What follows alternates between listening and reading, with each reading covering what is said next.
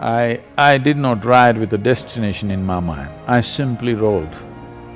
Because at that time for me, it's very difficult to explain this to you because let me put it as succinctly as possible.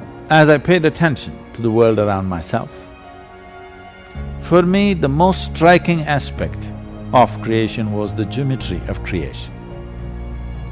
It's much later that I learned that yoga is a very intrinsic geometry, very exquisite geometry as to how to align your system to the larger geometry of the cosmos.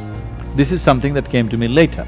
But right from my childhood, if I looked at a tree, I looked at the million forms of geometry first. That is what dazzled me, before I could even grasp the color and the other aesthetic aspect of it.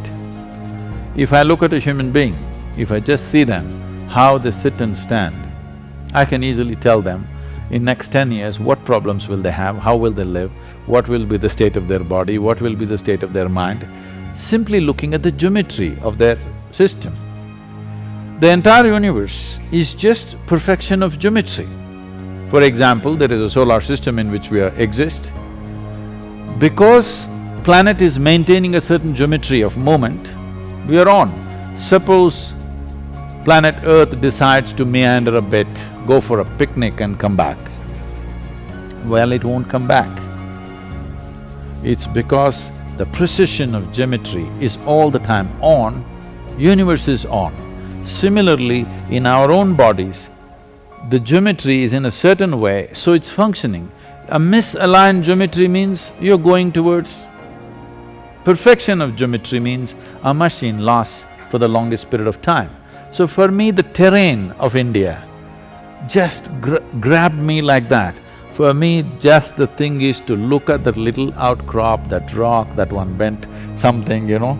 It is like, in my mind, there are hundreds and hundreds of hours of video that even today I can play back. It's like that for me, because I very judiciously saw that I don't get educated, to the shock of my highly educated father. Right from the day you're born, everybody is trying to teach you something that's not worked for them.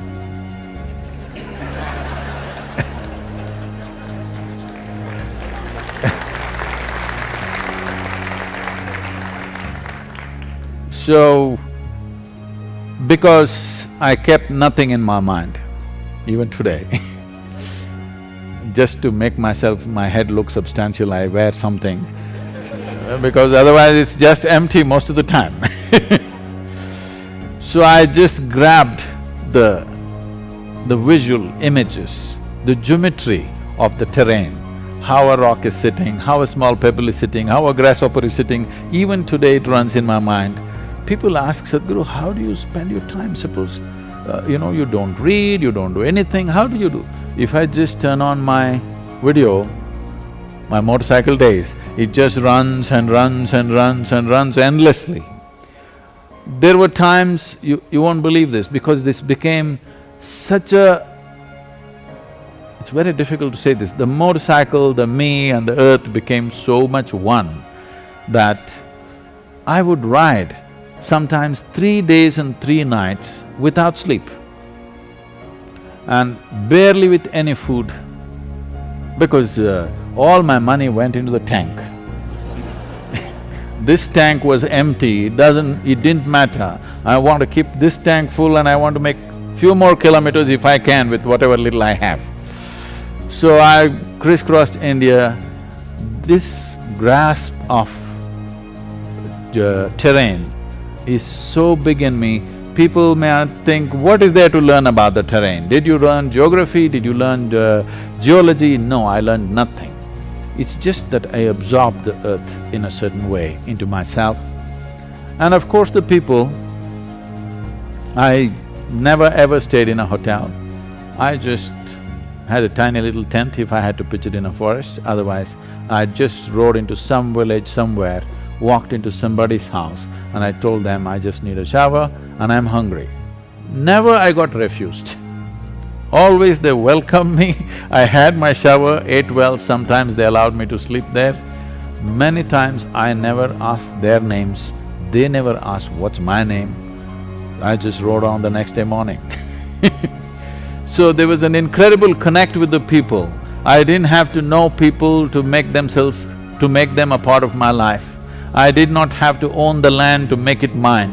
I did not have to own anything to make it mine. I think that's the biggest lesson that came to me with my motorcycling, that I did not have to possess anything to make it mine. I've already made all of you mine. You may not give me permission, I don't care, I've made it mine, that's all. And because of this, my life is constantly exuberant and phenomenally rich, because I've not seen one human being who is not very, very deeply involved with me. I involve them, whether they involve or not.